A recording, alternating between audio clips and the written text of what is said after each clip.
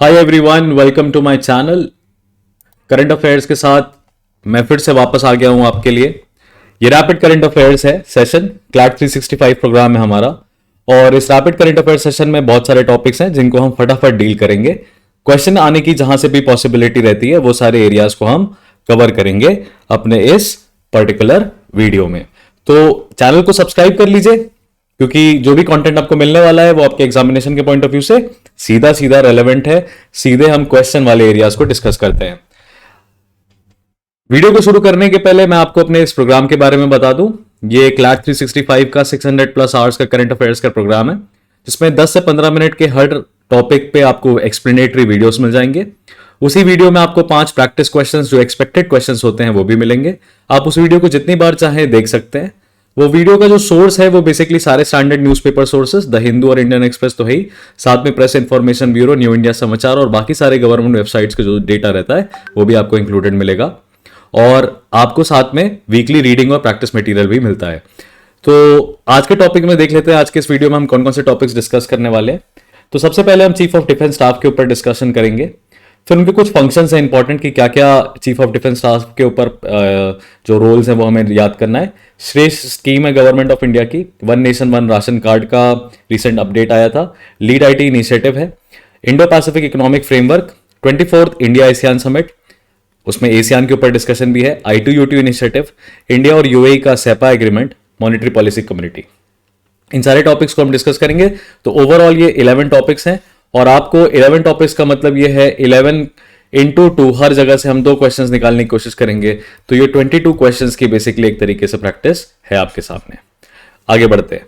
सबसे पहले chief of defence staff के ऊपर आ जाए तो मिनिस्ट्री ऑफ डिफेंस ने अभी रिसेंटली क्या किया है, एक गैजेट नोटिफिकेशन जो है, इट्स गैजेट नोटिफिकेशन है, जिसमें Indian army, Indian navy, Indian air force के रेगुलेशंस को वो क्या कर रही है, अमेंड कर रही है, ताकि अपॉइंटमेंट ऑफ सीडीएस यानी कि chief of defence staff fast track किया जा सके। ये पोस्ट दिसंबर 2021 के बाद से खाली है, after the demise of our first CDS general Bipin Rawat. और वो एक दुखद दुर्घटना में हेलीकॉप्टर क्रैश में, MI-17V5 हेलीकॉप्टर था, इसके क्रैश में उनकी मौत हो गई। और वो सीडीएस कब अपॉइंट हुए थे, ये क्वेश्चन वाली डेट है दिसंबर 31st 2019। दिसंबर 31st 2019 यानी कि 2019 में चीफ ऑफ डिफेंस स्टाफ पहले अपॉइंट हुए थे। उसके बाद गवर्नमेंट ने अभी ये कहा है कि चीफ ऑफ डिफेंस स्टाफ की जो एक्सटेंशन है, यानी कि उनका जो टेन्योर है वो 65 ईयर्स तक का हो सकता है। ये याद रखिएगा, ये हमारे जनरल बाकी जो आर्मी नेवी के चीफ हैं, मिलिट्री के चीफ हैं, उनकी 62 ईयर्स रहती है, लेकिन चीफ ऑफ डिफेंस स्टाफ का अगर गवर्नमेंट चाहती है तो उसको 65 ईयर्स की एज तक एक्सटेंड कर सकती है। गवर्नमेंट ने एज पर द अमेंडमेंट ये कहा है कि एयर मार्शल या एयर चीफ मार्शल या कोई रिटायर्ड ऑफिसर को हम बेसिकली सेलेक्ट करेंगे, यानी कि उनके कंसिडरेशन में पहले एयर मार्शल या एयर चीफ मार्शल है या कोई retired officer for this post. Moving further right, इधर देखिए चीफ ऑफ डिफेंस स्टाफ की पोस्ट पावरफुल क्यों है और इंपॉर्टेंट क्यों है। आपको जनरल बिपिन रावत के बारे में यह पता है कि वो इंडिया में 4 थिएटर कमांड सेट करना चाहते थे। 4 थिएटर कमांड मतलब बेसिकली वो स्टाफ सिलेक्शन जो होता है, जो स्टाफ सिलेक्शन कह रहे हो, जो स्टाफ पूरा होता है आर्मी का, वो इनके अंडर आता है।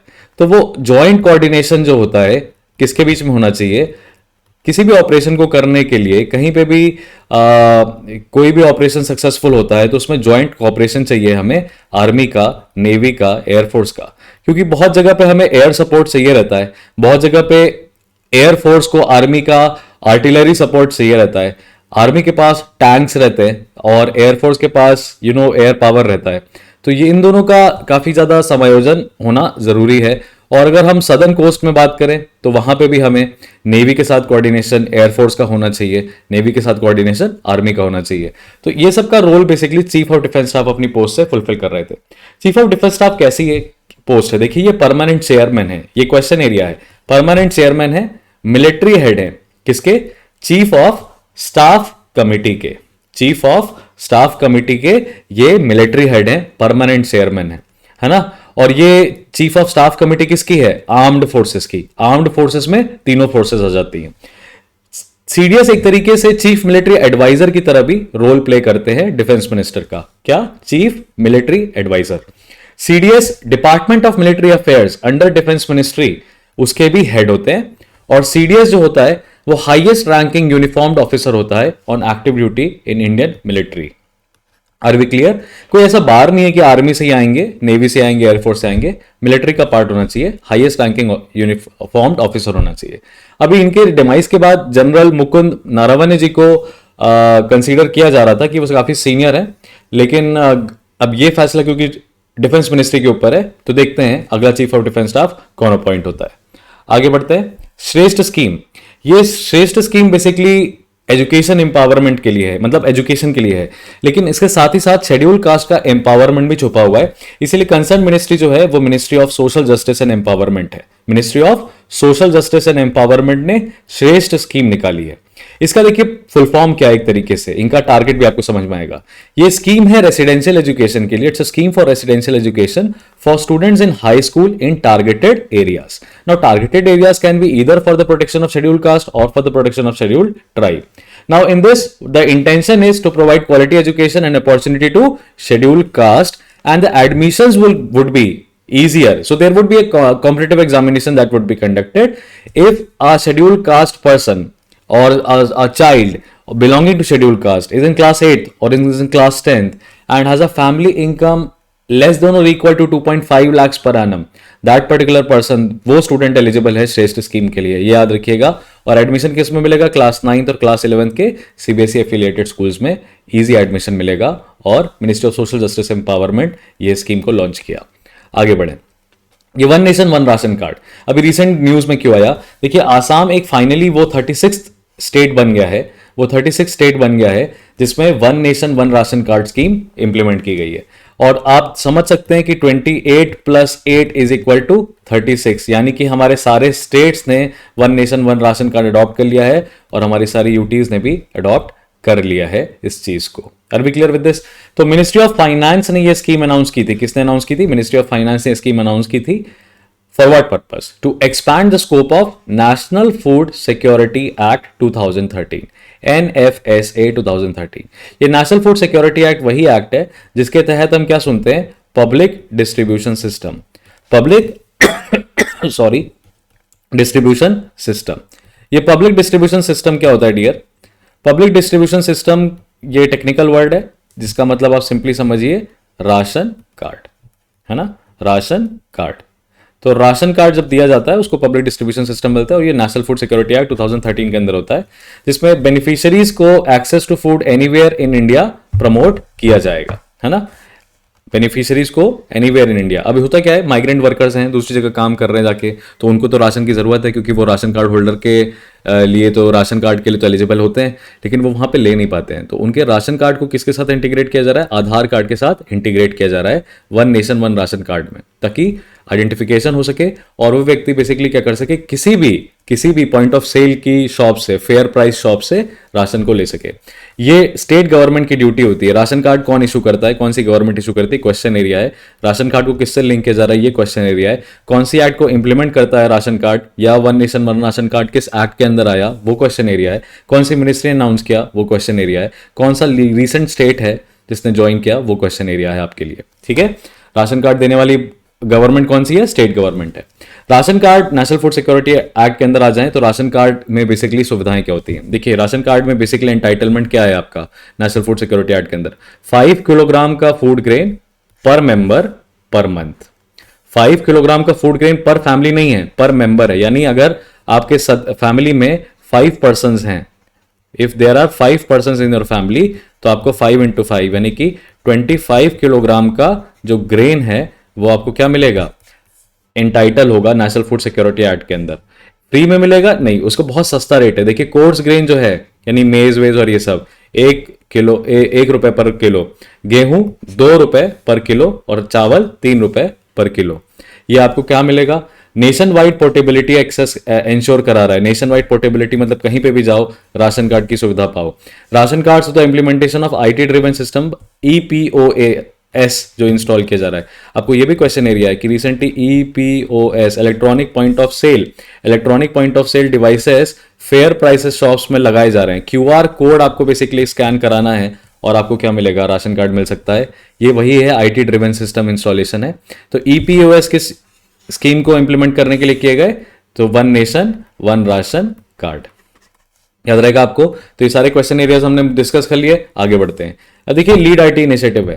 ये लीड आईटी इनिशिएटिव का फुल फॉर्म बेसिकली क्या है, it's a leadership for industry transition, leadership for industry transition. और आप ये समझिएगा कि ये क्लाइमेट चेंज से रिलेटेड है। यानी कि इंडिया और स्वीडन ने बेसिकली ये शुरुआत की है कि जो भी ऐसी इंडस्ट्रीज हैं जो कि फ्यूल डिपेंडेंट हैं या एनर्जी डिपेंडेंट हैं, जहां पे कार्बन एमिशंस बहुत ज़्यादा होते हैं, source of highest carbon emissions हैं, उनको हम कोशिश करेंगे कि वो रिन्यूएबल एनर्जी की तरफ शिफ्ट करें, उनको नेसेसरी टेक्नोलॉजी, उस जगह पे नेसेसरी कोऑपरेशन के साथ इन्वेस्टमेंट करेंगे। इंडिया और स्वीडन ने ये इनिशिएटिव स्टार्ट किया है। तो इंडिया और स्वीडन ने ये डायलॉग जो है स्टॉकहोम में स्टार्ट किया था, उनका ज्वाइंट इनिशिएटिव है। पर्पस क्या है, एनर्जी इंटेंसिव इंडस्ट्रीज को ट्रांजिशन करना। Energy intensive industries must transition to low carbon pathways aiming to achieve net neutrality by 2050। ये क्वेश्चन एरिया है। कहां हुआ, वो क्वेश्चन एरिया है। किस कंट्री का है, ये क्वेश्चन एरिया है। ये कहां लॉन्च किया गया था, ये अपने आप में एक बहुत मेजर क्वेश्चन है। यूएन क्लाइमेट एक्शन समिट 2019, कब लॉन्च किया गया, यूएन क्लाइमेट एक्शन समिट 2019 में। और इसमें वर्ल्ड इकोनॉमिक फोरम सपोर्ट कर रहा है, ये भी आपके लिए पॉसिबल क्वेश्चन एरिया हो गया। टोटल मेंबरशिप कितने कंट्रीज की है, 37 कंट्रीज की है, ये पॉसिबल क्वेश्चन एरिया है। रीसेंट कंट्रीज जो ज्वाइन की हैं वो जापान और साउथ अफ्रीका है, इनको मिला के 37 कंट्रीज हैं। इसमें याद रखिएगा कंट्रीज भी पार्टिसिपेट कर सकती हैं और प्राइवेट कंपनीज भी इसका हिस्सा बन सकता है। Lead IT initiative. ऑलराइट, आगे बढ़ते हैं। 24th इंडिया एशियान समिट के ऊपर आ जाएं। अब देखिए इंडिया और एशियान समिट और एशियान समिट मतलब इंडिया और एशियान की ज्वाइंट समिट और एशियान समिट दोनों अलग अलग बातें हैं। एशियान की अभी तक 39 मीटिंग्स हो चुकी हैं, 39 मीटिंग हो चुकी हैं। किस चीज की, एशियान की, association of south east Asian Nations. Association of south east Asian Nations में कितनी कंट्रीज हैं डियर, 10 कंट्रीज हैं। 10 कंट्रीज हैं, जो हम बेसिकली जिन कंट्रीज को हम साउथ चाइना सी के पास देखते हैं वो सारी कंट्रीज हैं, जहां पे इन कंट्रीज के बीच में और चाइना के बीच में जो बाउंड्री डिस्प्यूट है उसको हम कहते हैं 9 डैश लाइन। क्या कहते हैं, 9 dash line.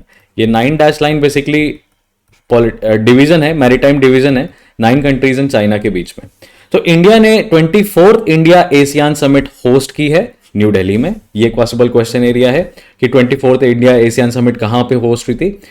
It mark the 30th anniversary of India's dialogue with partnership with ASEAN. तो इंडिया एशियन का पार्टनर किस ईयर में बना, 1992 में बना। ये पॉसिबल क्वेश्चन एरिया। ये 10th एनिवर्सरी थी, ये जो 24th इंडिया एशियन समिट में, इसमें आप फोटोग्राफ देख रहे होगे, 10th एनिवर्सरी थी स्ट्रेटेजिक पार्टनरशिप की। स्ट्रेटेजिक पार्टनरशिप मतलब कि बहुत लेवल पे पार्टनरशिप हो रही है एशियान के साथ। तो स्ट्रेटेजिक पार्टनर हम कब बने, एशियान के सन 2012 में हम इसके स्ट्रेटेजिक पार्टनर बने। और समिट लेवल पार्टनर हम कब बने, यानी कि इनकी समिट जो एशियान समिट होती थी उसमें हम ऑब्जर्वर की तरह जाने लग गए 2002 में, सन 2002 में। तो याद रखिएगा इंडिया एशियान का जो रिलेशनशिप है, डायलॉग पार्टनरशिप, बातचीत करना, ऑब्जर्वर की तरह जाना, 1992 में स्टार्ट हो गया।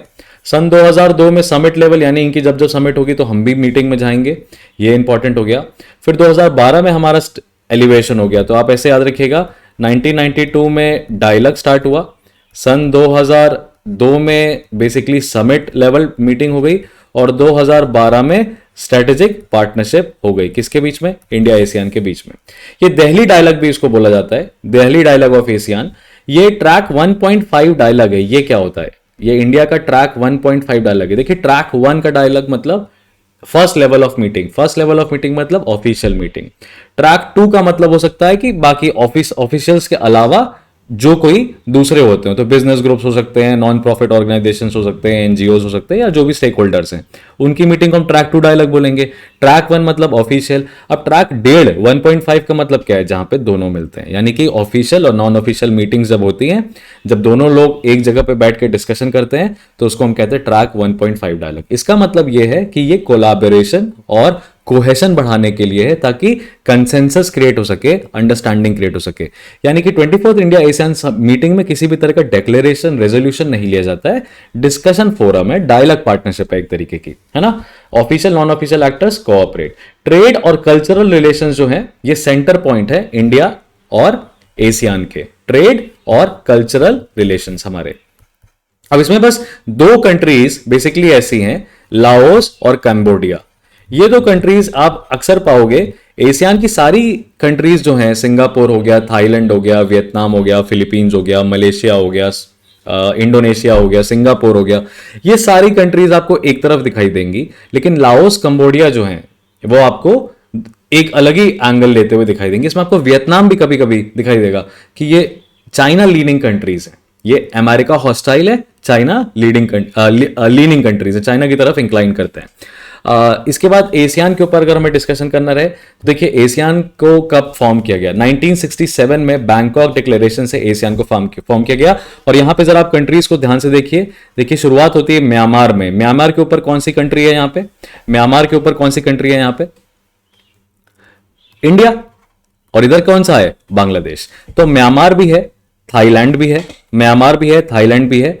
तीसरा आप देखोगे वियतनाम है, चौथा आपको लाओस दिखाई देगा, पांचवा आपको कंबोडिया दिखाई देगा। तो मैंने आपको क्या कहा कि ये वाला जो रीजन है ये चाइना की तरफ लीन करता है। अच्छा, ये ऑब्वियस सा रीजन नहीं आपको समझ में आ रहा है? ये एरिया आप देखिए, ये आप गल्फ एरिया देखिए तो आपको दिखाई देगा भाई यहां पे तो चाइना काफी ज्यादा अच्छे खासे तरीके से मौजूद होगा। तो ये वाला जो कंट्री रीजन है ये बेसिकली जिसमें हमने देखा कि आपका वियतनाम है, लाओस है, कंबोडिया है, तो ये तीन कंट्रीज आपको दिखाई दी। तो हमने टोटल 4-5 कंट्रीज गिन ली। उसके बाद आइए आप यहां पे आपको दिखाई देगा 6 ब्रुनेई, 7 मलेशिया, 8 इंडोनेशिया, 9 फिलीपींस।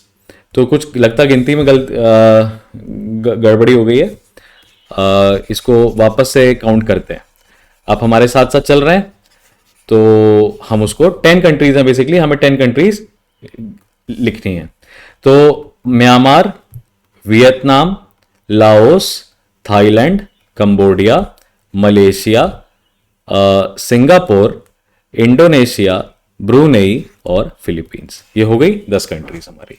ठीक है, थोड़ा ध्यान से इसको करना था। इसीलिए फाउंडिंग मेंबर्स में देखिए, फाउंडिंग मेंबर्स में सिर्फ एशियान के 5 कंट्रीज हैं वो इन्वॉल्व हैं। कौन कौन?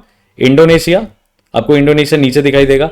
यही वो देखिए ये पतला सा रास्ता है, ये जिसको हम कहते हैं स्ट्रेट ऑफ मलक्का। क्या कहते हैं? Straight of Malacca. और ये काफी इंपॉर्टेंट है क्योंकि ये इंडियन ओशन और पैसिफिक ओशन के एक्सेस की बात करें, इंडियन ओशन और पैसिफिक ओशन को ज्वाइन करने वाला एरिया है, इसको हम कहते हैं चोक पॉइंट है ये इसका। यानी कि यहां पे ट्रेड रोक दिया तो इंडियन ओशन और पैसिफिक ओशन के बीच में शायद ट्रेड बंद ही हो जाए अगर इसको रोक दिया। और यहीं पे हमारे पास क्या मौजूद है? अंडमान और निकोबार स्ट्रेटेजिक आइलैंड्स हमारे पास मौजूद हैं। तो इंडोनेशिया है, मलेशिया है, सिंगापुर है। आप याद रखिएगा, इंडोनेशिया, मलेशिया, सिंगापुर यानी स्ट्रेट ऑफ मलक्का के पास की तीनों इंपॉर्टेंट कंट्रीज हैं। साथ में इंडिया के पास का थाईलैंड और फिलीपींस। ये 5 फाउंडिंग मेंबर्स हैं एशियान के। और उसके बाद बाकी सारे कंट्रीज ने बाद में ज्वाइन कर लिया। इंडिया का ये 4th लार्जेस्ट ट्रेडिंग पार्टनर है, तो आप समझ सकते हैं ट्रेड कितना इंपॉर्टेंट है इनकी कंट्रीज के बीच में, है ना। और 38 और 39 एशियान समिट अभी रिसेंटली हुई है 2021 में। वो कहां हुई है? ब्रुनेई दारुसलाम में हुई है। तो ये सारे हमारे लिए क्या हो गए? क्वेश्चन हो गए। फाउंडिंग मेंबर्स कब बना, कौन सा डिक्लेरेशन, याद रखिएगा। ठीक है, आगे बढ़ते हैं। I2U2 इनिशिएटिव के ऊपर आप डिस्कशन कर लेते हैं। I2U2 इनिशिएटिव क्या है? देखिए, इजराइल और इंडिया के बीच में कौन होता है? इजराइल और इंडिया की तरफ से हमेशा प्राइम मिनिस्टर आते हैं।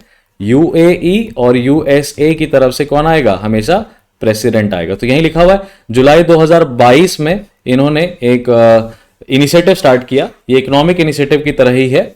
और इकोनॉमिक इनिशिएटिव कैसे डिफरेंट है ये देखिए, ये प्राइवेट इन्वेस्टमेंट को प्रमोट करेगा। यानी गवर्नमेंट्स बेसिकली चाह रही हैं कि इन कंट्रीज के जो प्राइवेट बड़ी बड़ी कॉरपोरेशंस हैं वो एक दूसरे की कंट्री में इन्वेस्ट करें।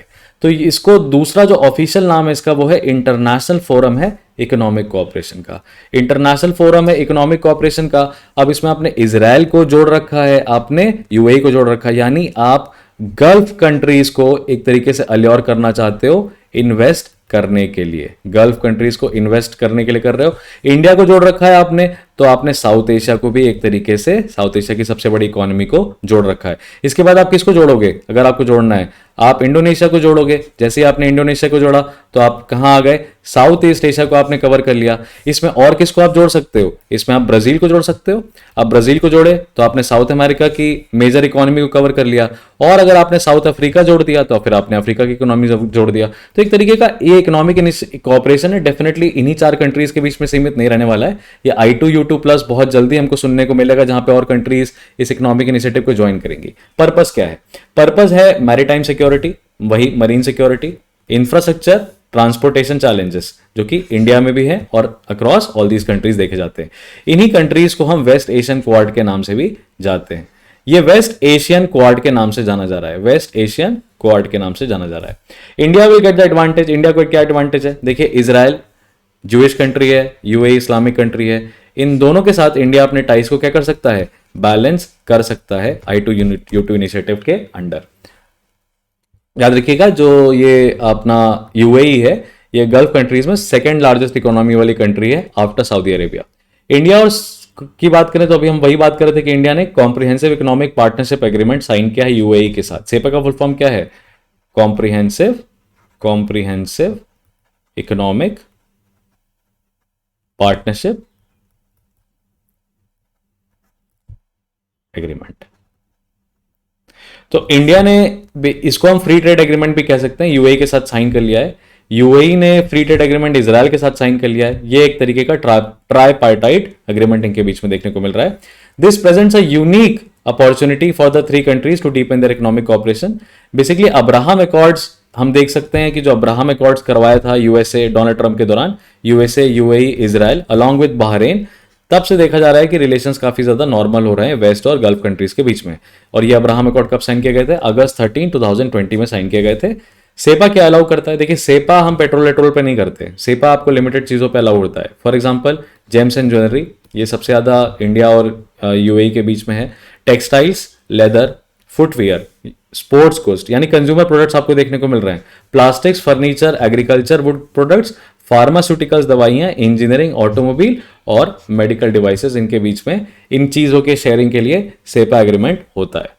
आगे आ जाएं, मॉनेटरी पॉलिसी कमेटी के करंट अफेयर्स पे आ गए। मॉनेटरी पॉलिसी कमेटी क्या है? मॉनेटरी पॉलिसी कमेटी आपको पता है एक तरीके की स्टैट्यूटरी बॉडी है। कैसी बॉडी है ये? स्टैट्यूटरी बॉडी है। स्टैट्यूटरी बॉडी है जो किस एक्ट के अंदर बनाई जाती है? Reserve bank of India act 1934 के अंडर मॉनेटरी पॉलिसी कमेटी का गठन हुआ। इसने रेपो रेट को क्या कर दिया है? बढ़ा दिया है। रेपो रेट को क्या कर दिया है? बढ़ा दिया है। 4.9% का कर दिया है।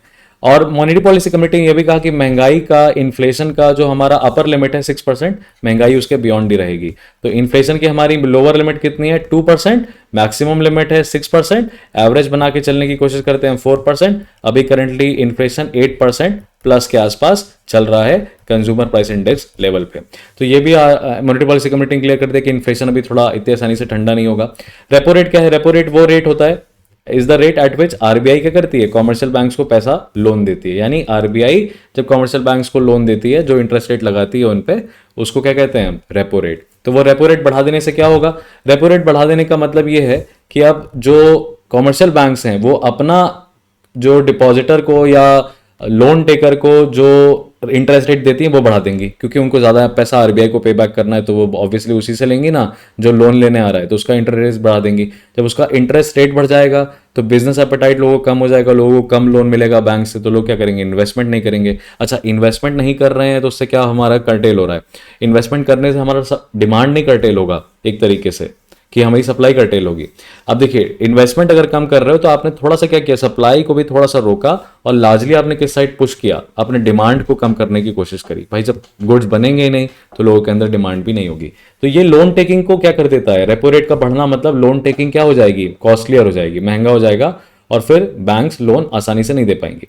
आरबीआई एक्ट, देखिए ये इंपॉर्टेंट फैक्ट है, क्वेश्चन एरिया है। 1934 को 2016 में अमेंड किया गया था मॉनेटरी पॉलिसी कमेटी सेटअप करने के लिए। ये बेसिकली क्या करती है, देखिए पहले सारा कुछ फाइनेंस मिनिस्ट्री क्या करती थी 2016 के पहले, तो आरबीआई और फाइनेंस मिनिस्ट्री के बीच में हमेशा लड़ाई झगड़ा हो जाता था कि लिक्विडिटी को, यानी कि मार्केट में जो मनी फ्लो है उसको रेगुलेट कौन करे। अब फाइनेंस मिनिस्ट्री का काम है फिस्कल पॉलिसी बनाने का, तो वो मॉनेटरी पॉलिसी क्यों संभालेगी। तो 2016 में बेसिकली इन लोग के बीच में एक तरह का कंसेंसस हुआ और transparency over monetary control over the country को बढ़ाने के लिए एमपीसी बनाई गई। एमपीसी साल भर में कितने बार मिलेगी, 4 बार मिलती है। इसमें 6 मेंबर्स हैं, बेसिकली 6 मेंबर्स हैं, जिसमें 3 आरबीआई से होते हैं, 3 गवर्नमेंट की तरफ से होते हैं, और आरबीआई गवर्नर जो हैं वो एक्स ऑफिशियो चेयरपर्सन होते हैं मॉनेटरी पॉलिसी कमेटी के। आगे बढ़ते हैं, इंडो पैसिफिक इकोनॉमिक फ्रेमवर्क, ये हमारे आज के करंट अफेयर्स के वीडियो का आखिरी टॉपिक है। तो ये टोक्यो समिट में अनाउंस किया गया था मई 23, 2022। ऑब्वियसली इसको अनाउंस करने वाली कंट्री कौन सी है, यूएस।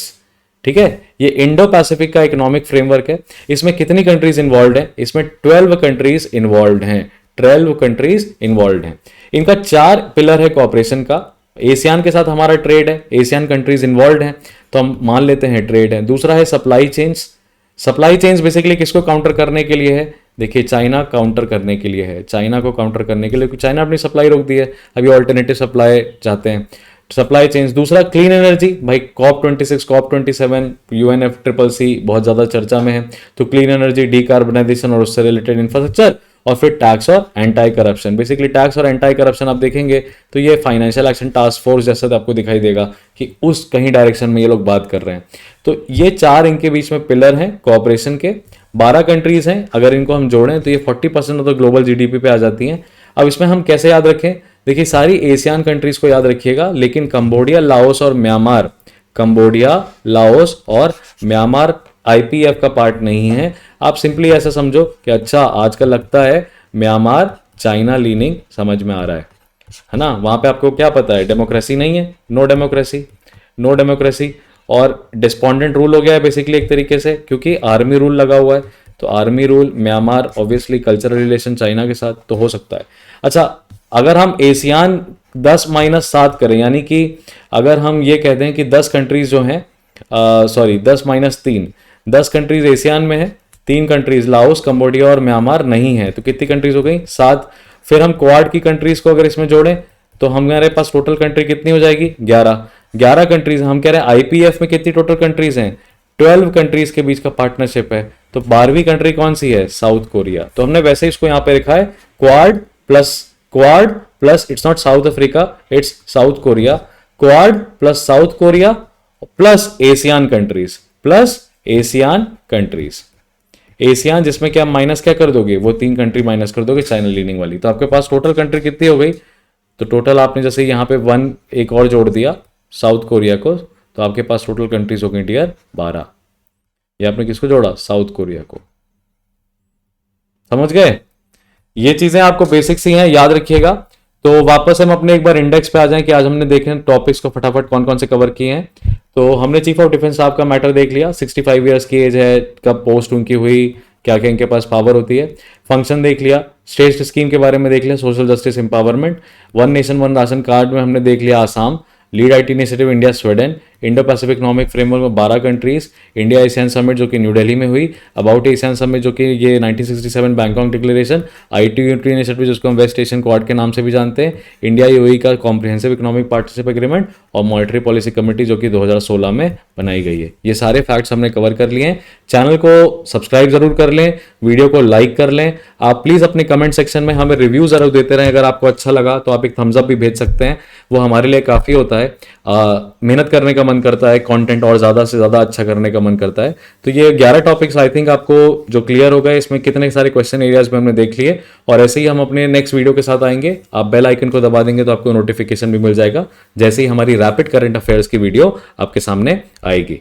ठीक है, चलिए फिर मिलते हैं आपसे नेक्स्ट वीडियो में। Till then bye bye, take care, all the very best for your preparation. I will see you guys very soon.